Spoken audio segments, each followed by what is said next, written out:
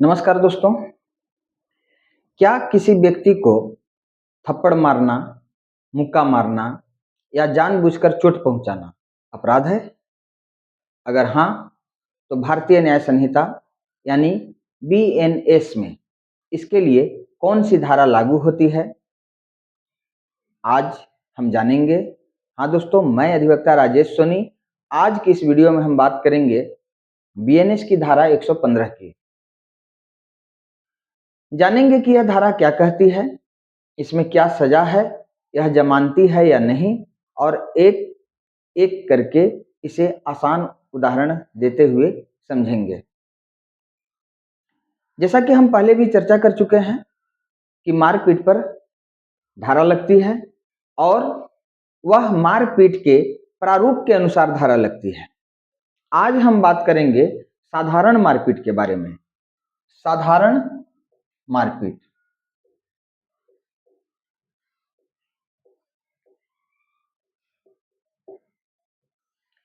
साधारण मारपीट में ही बीएनएस की धारा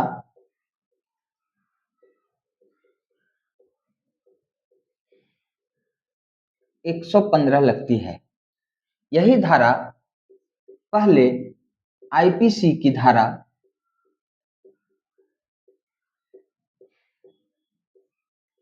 323 हुआ करती थी। ये है क्या धारा? बीएनएस की धारा 115 क्या है?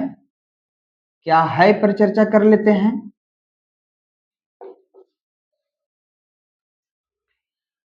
बीएनएस की धारा 115, इसका अर्थ है कि स्वेच्छा से चोट पहुंचाना। स्वेच्छा से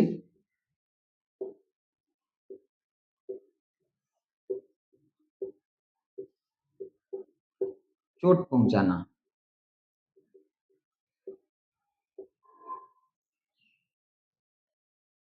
इसे कहते हैं voluntarily causing hurt. Voluntarily causing hurt.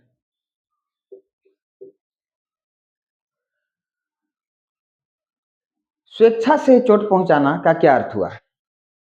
जब दो व्यक्ति लड़ रहे हों और एक व्यक्ति अपने हाथ से या किसी भी प्रकार से बिना हथियार के अगर किसी को चोट पहुंचाता है, मारता है, मुक्का से मारता है, थप्पड़ से मारता है, हाथ पैर चला करके मारता है, और उस समय किसी ने उसे गुस्सा नहीं दिलाया है, बल्कि आपस के तू मैं ही लड़ाई हुई है, तो इसे ही कहते हैं स्वेच्छा से चोट पहुंचाना। मतलब बिना किसी बाहरी दबाव के, बिना किसी बाहरी प्रभाव के, अर्थात कोई अन्य व्यक्ति गुस्सा नहीं दिला रहा हो, तो उसे ही कहते हैं स्वेच्छा से चोट पहुंचाना।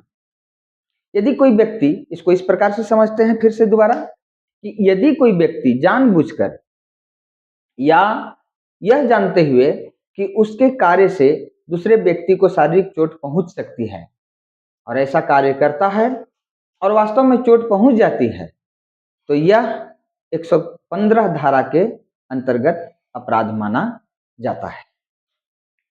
इसमें क्या सजा है? सजा क्या? अब आइए बात करते हैं कि सजा क्या क्या क्या सजा होगी इसमें। यदि मामला साधारण चोट का है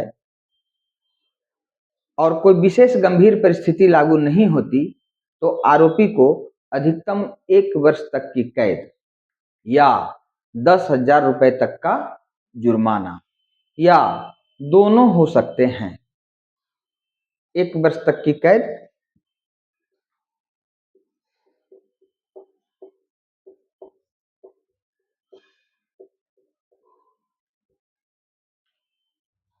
या 10,000 रुपए तक का जुर्माना।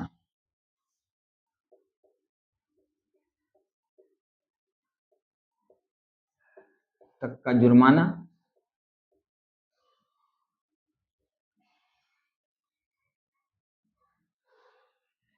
या दोनों, मतलब सजा भी और जुर्माना, या दोनों भी इसमें लागू हो सकते हैं। अब बात करते हैं कि क्या यह धारा जमानती है। धारा 115 की उपधारा 2 के सामान्य मामले में यह अपराध गैर संज्ञेय है, मतलब ज्यादा गंभीर मामला नहीं है, नॉन कॉग्निजेबल है, साथ ही साथ जमानती है, जमानत भी मिल जाएगा, और इसका जो ट्रायल चलेगा वो किसी भी सक्षम मजिस्ट्रेट द्वारा किया जा सकता है। आसान उदाहरण से समझते हैं। मान लीजिए दो लोगों के बीच किसी बात को लेकर के विवाद हो जाता है। गुस्से में एक व्यक्ति दूसरे को थप्पड़ मार देता है, जिससे उसे साधारण चोट लगती है।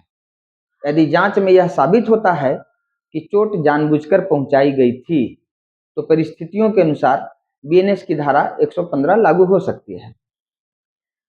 महत्वपूर्ण बात यह है कि हर मारपीट के मामले में केवल धारा 115 ही नहीं लगती। यदि चोट गंभीर हो, खतरनाक हथियार का इस्तेमाल हुआ हो या अन्य विशेष परिस्थितियां हों, तो बीएनएस की दूसरी धाराएं भी लागू हो सकती हैं।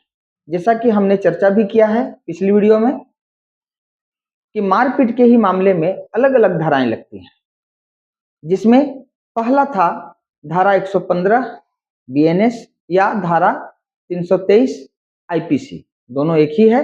आईपीसी पुराने कानून के तहत था, 2024 से नया कानून बीएनएस बना, उसी के बदले में तो उसमें धारा 115 में बदल गया। तो धारा जो है मामले के तथ्यों और साक्ष्यों पर निर्भर करता है। दोस्तों, बीएनएस की धारा 115 का उद्देश्य जानबूझकर साधारण चोट पहुंचाने वाले मामलों को दंडित करता है। किसी भी विवाद का समाधान हिंसा नहीं बल्कि कानून के दायरे में रहकर करना चाहिए। ऐसी ही आसान भाषा में कानूनी जानकारी पाने के लिए हमसे जुड़े रहें और राजेश न्याय मित्र चैनल को आप देखते रहें। धन्यवाद।